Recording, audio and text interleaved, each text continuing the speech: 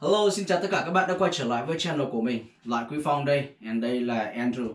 Bây giờ Andrew hôm nay lên nhà mình để mà help mình review lại cái computer của mình. Let's go các bạn.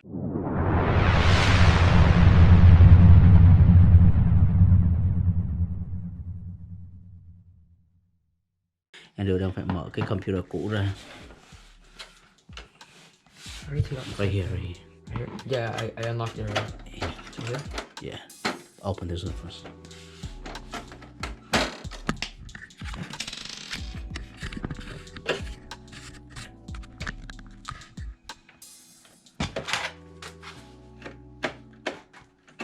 Put all the screw here. Yeah. Okay.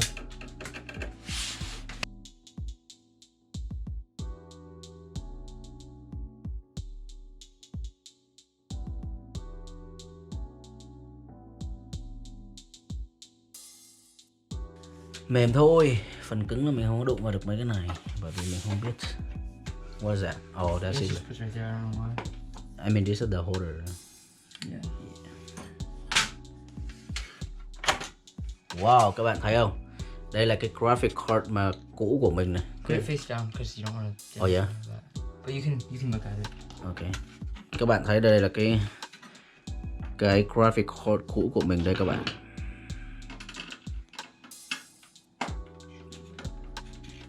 Nó chỉ có một cái fan nhỏ như vậy thôi. Còn của mình thì mình mua cái là hai cái fan nó bự hơn, nó mạnh hơn. It looks so simple, right? What? The graphic card. Yeah, it doesn't look that great. Yeah, it doesn't look good. But you know this like brand is still good, right? AMD? Yeah. That's good. Yeah. Cái hiệu cái này của mình ấy, thì nó xài nếu mà home using computer ấy, thì nếu mà xài bình thường ở nhà này kia thì computer thì nó quá là ngon luôn á, tại vì cái hiệu này graphic card của cái hiệu này thì rất là tốt. Còn đây là cái cây RAM của mình này các bạn. Đây là 2 cây. Cái này là hôm vừa rồi là mình mua. Cây này là 16, cây này cũng là 16 luôn, là 2 cây. Là bây giờ hiện tại là cái RAM của mình là bây giờ nó lên tới 32 GB lận. Bây giờ mình help Andrew để mà mở cái cover ở đằng sau ra. But I think this one on this one is all right here. Are you able to open it because there's no screws? No, I think they open inside. Right? I don't know. Yeah. Man, you good.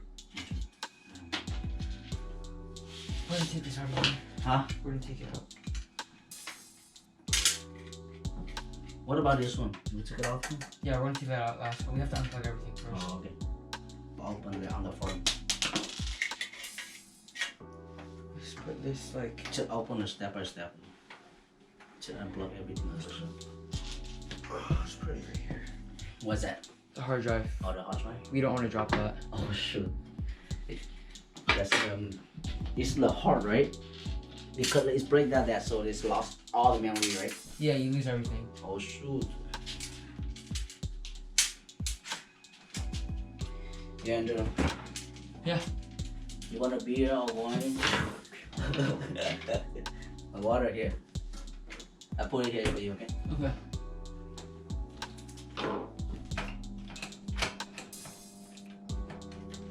Yes, we can take this out. This is your CD tray. It's the CD driver. CD, yeah. Oh wow.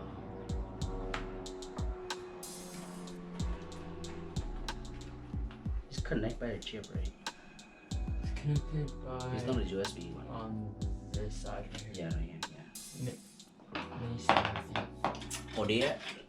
Ồ đĩa để mà vui. Andrew và mình đã mở gần hết xong rồi cái case này rồi, mấy cái đồ port của nó mình đã unplug hết ra rồi. What about this one? You have unplugged yet? Oh, that's right. How do we take this out? Oh, wait, we can just open this. It's out. Okay. Yeah, it's out. And then, see? Oh wow, oh, right here. You have to unplug this.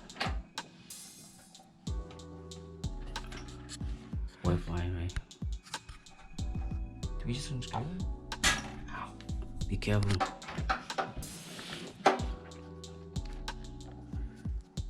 This one's too fine.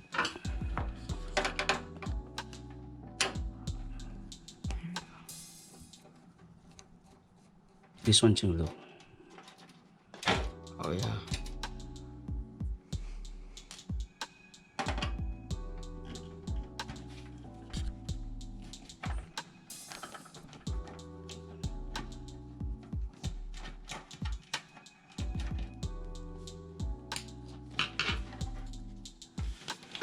Wow, it glue it. They glued it? Yeah, but it looks okay. We should take it off. See?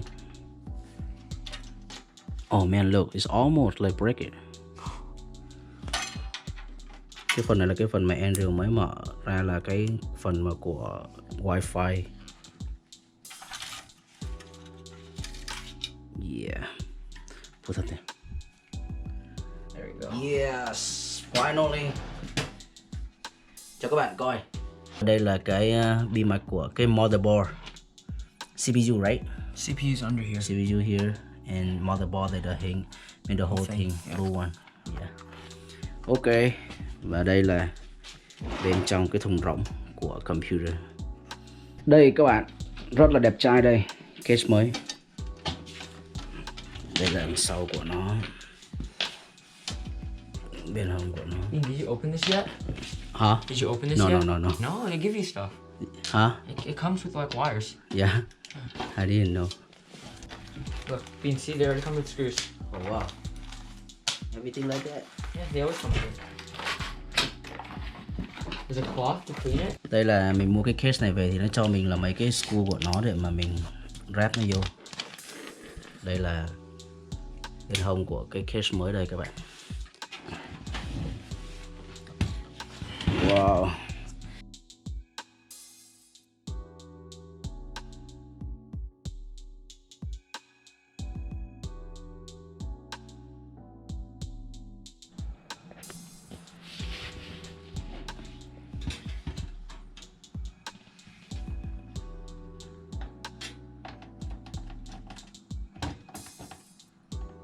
Perfect. One there, one here, one here. One there and one there. Andrew bảo mình, help Andrew là bây giờ mình bỏ cái screw này vô, vặn cái ốc này vô. Bây giờ là xong một cái motherboard đã install vô rồi. Oh, that's the hot drive. Yeah. Ok, cho các bạn coi. Đây là cái hot drive mà Andrew bỏ vô.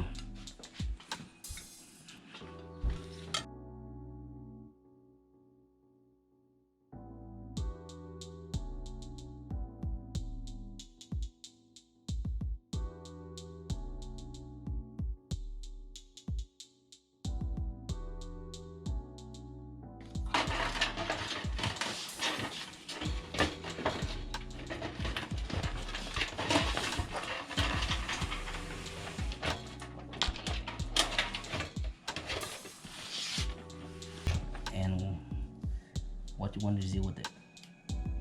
So we're gonna plug in these small ones. We're gonna plug into here. Instead of doing it this trick, we're gonna plug it here and then plug into the motherboard. Oh, okay. That way it's just a lot easier. I see. HD LED. Oh, okay, I got it.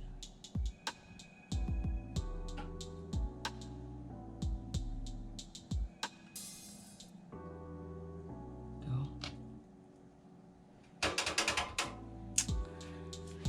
Ooh.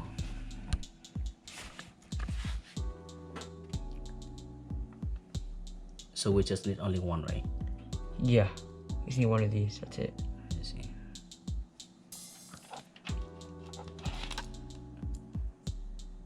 Restart.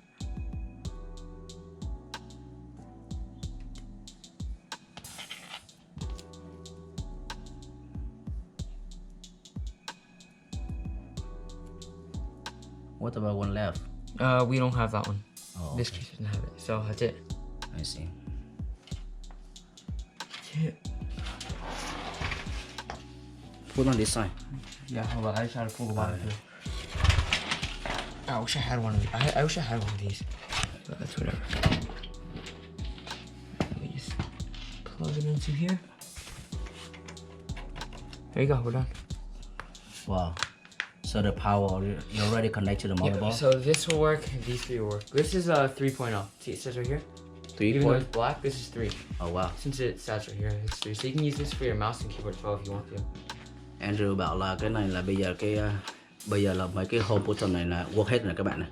Cái này là cái microphone nè, cái headphone nè, là cái power button này, turn on turn off này, rồi USB ở đây giờ work luôn rồi nè các bạn. Cái này là cái bộ phận wifi của nó. Yeah. Welcome back tất cả các bạn. Bây giờ mình mới đi về xong. Vừa rồi mình với lại Andrew là mới phải đi mua thêm một cái cooler, the water cooler, right? Yes. Water cooler and the power. Tại vì cái này ấy là cái cục này nè các bạn. Cục power này của mình ấy, ở trong cái máy cũ ấy, lấy từ cái máy cũ ra thì nó không có fit, nó không có vừa, cái dây của nó không có dài để mà mình cắm lên ở trong cái motherboard này. Nhưng mà that's why cho nên mình phải đi mua cái này thì nó mới dài enough. Cho nên gì đó mình với lại Andrew mới đi ra ngoài Best Buy để mua cái cục power này. Với lại mình chơi thêm cái water cooler. Bây giờ Andrew sẽ unboxing và nói cho các bạn nghe. So it probably is a little bit better. Okay. But the wires are definitely longer. I see. Andrew bảo là cái cục power này tất nhiên thì nó sẽ phải ngon hơn cái cục cũ rồi. Quên, mình chưa nói các bạn nữa là mình mua thêm một cái hard drive nữa là 1 GB. Thì cái gigabyte, một cái gigabyte với lại 2 cái gigabyte ấy, là có nghĩa là hai cái đó thì cái giá của nó chênh lệch nhau chả bao nhiêu hết, là khoảng chừng 20 đồng nữa. Nhưng mà mình nghĩ là mình không có xài đến cái nó nhiều như vậy, cho nên mình chỉ mua một cái gigabyte thôi. Có nghĩa là mình bỏ thêm vào. Mình có một cục rồi, bây giờ mình mua thêm cục nữa mình bỏ vô. Thì đây là 3 cái mà mình mới mua. Cái power Andrew mới bỏ ra, và một cái water cooler, rồi một cái hard drive. So it's good. Yeah. Bây giờ Andrew đã chuẩn bị bỏ cái power này vô trong cái computer. Tại vì cái cũ của mình ấy thì nó không có vừa, cái này là nó phải cắm vô cái lỗ này nè các bạn. Đây này. Nhưng mà cái dây thì nó không tới cái dây này này. Các bạn coi này. Bây giờ là cái này cái mới. Còn cái này là cái cũ. The same thing, except for the wire is shorter than the new one. But the inside the system, this is more powerful, right? It's nicer. Yeah. Cái hiệu của cái power mới này mình mua này thì nó giống như cái hiệu mà cái trước mà mình mua cái RAM.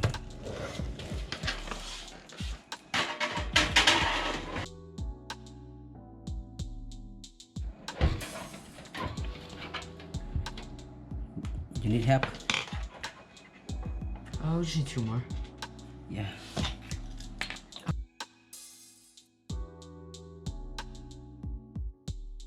Bây giờ Andrew sẽ mở cái hard drive ra để mà bỏ vào thêm một cái cục hard drive nữa. No, the new ones are here. Yeah. Đây là 2 cục hard drive mà mình mới mua một cục mới, còn cái cục của nó là rất là Toshiba one đấy. Huh? Yeah, Toshiba. This is WD. Yeah.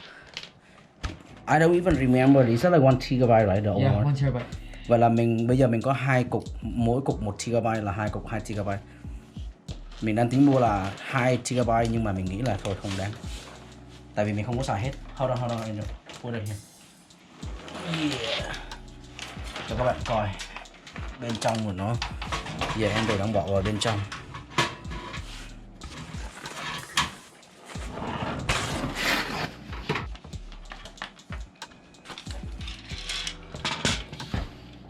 What is that? You actually in store? Yeah, we're taking it out right now. Why? Because you bought a new one? Oh yeah, the cooler. Yeah. Wait, I can't take it out for some reason. Is that a fan, right? There you go. Bây giờ Andrew lấy cái fan này ra để mà replace, thay lại cái cục water cooler này vô mình mới mua.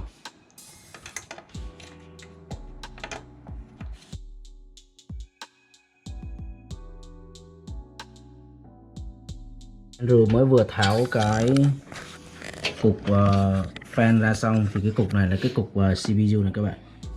Cục này là cục CPU. Còn cái fan thì Andrew mới tháo ra là cái này này. Đó. Vừa rồi Andrew mới lấy cái nước alcohol để mà lau cái chùi cái này các bạn, chùi cái cục này CPU này này cho nó sạch. Xong cái rồi bỏ cái water cooler vô. So you needed more? Yeah. Hold on. Yeah. Let me get a new one.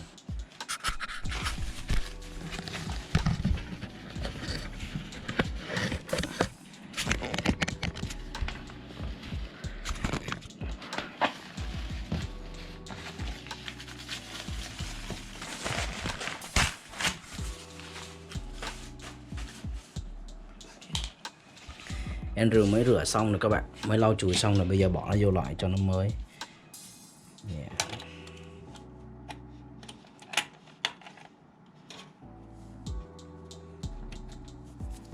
There we go.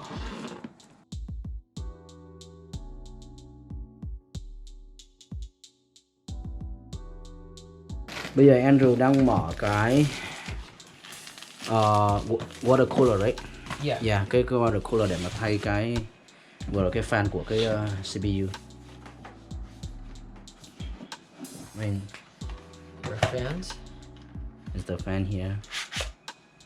This new fan. Yeah. This for the CPU. The cooler, yeah. Other cooler installed here. Oh wow. Just two fan. Yeah. Here các bạn. Bây giờ là cái này là cái water cooler. Where's the instructions? Wait, I need to see which bracket to use. Here on the top. Okay. I need to see which one to use. AMD.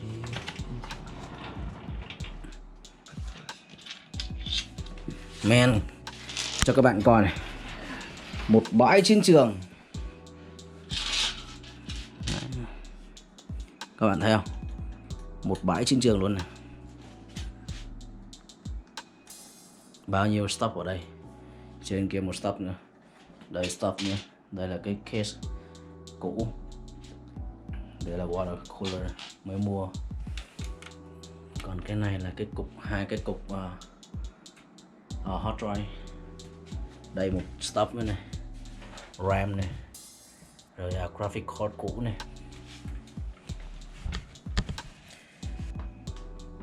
Oh wait! I did it wrong. Take it out. Put one of these. Or no, never mind. Huh? Yeah. Those go on top of the case.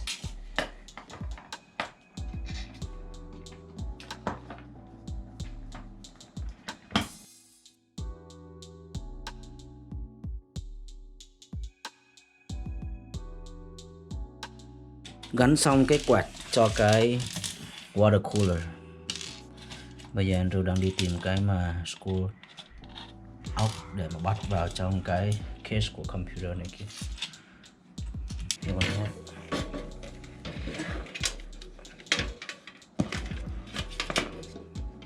Look, hold it. Bring it up. Okay. Okay, wait.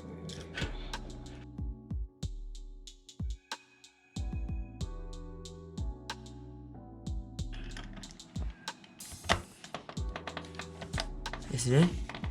Yeah. Quickly.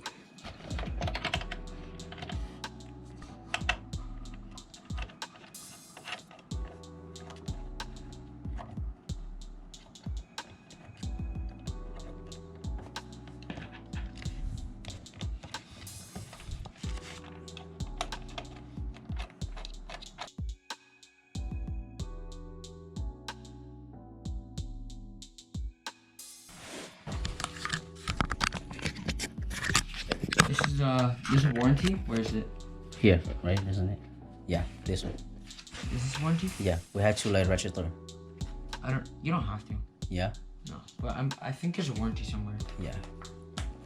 No, when I unboxing, like open it, just only a chewed paper like that. Oh, okay.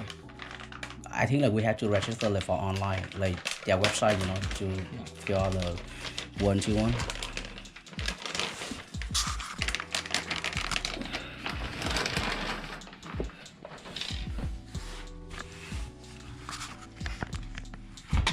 Hello, welcome back tất cả các bạn. Đây là cái computer mà mình mới review xong.